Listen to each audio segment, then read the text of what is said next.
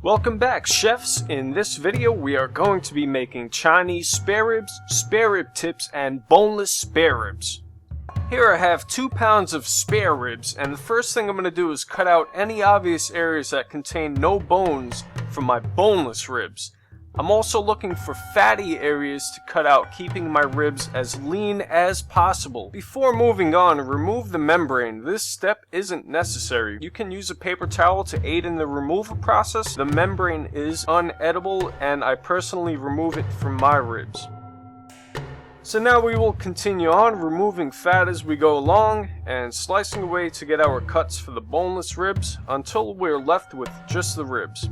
For this step, feel around until you find the spare rib tips. They are just as they sound, the tips of the ribs.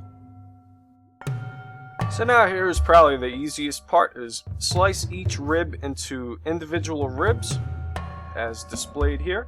Easy and fun. The next thing you want to do is cut the spare rib tips into just about bite-sized pieces.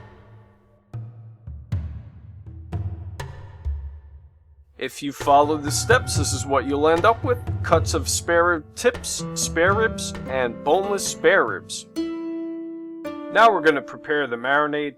You'll need 1/3 cup of hoisin sauce, 1/4 cup of soy sauce, 3 tablespoons of sherry vinegar, can be replaced with vinegar, regular vinegar, or rice wine vinegar, 1 tablespoon of sesame oil, 1 teaspoon of red food coloring, can be replaced with beet juice, 2 tablespoons of sugar, 1 teaspoon of garlic powder, 2 tablespoons of honey, and 4 pieces of crushed star anise.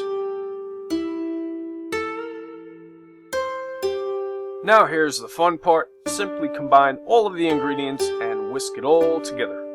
After it's well combined, it's time to add in the meat. I like to tenderize the meat a bit by poking it with a fork or a knife. I feel it helps absorb some of the flavor deeper into the cavities I've created. Now put the bowl in a plastic bag, Ziploc bag, however you do it. Put it in the fridge for 1 to 24 hours. I personally marinate mine for about 24 hours.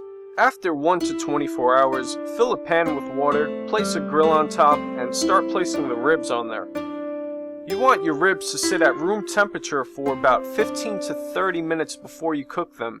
Preheat your oven to 350 degrees Fahrenheit and place the ribs on the top rack for 30 minutes.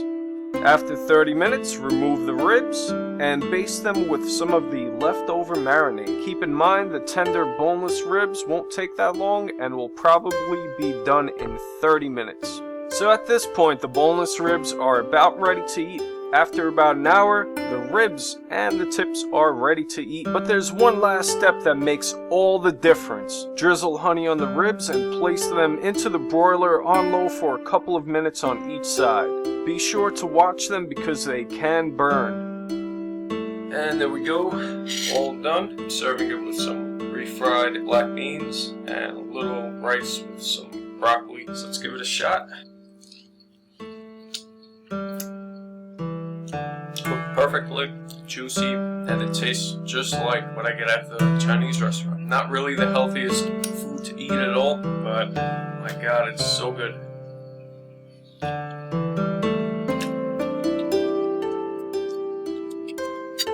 Anyway guys, give it a shot. This stuff is the real deal right here.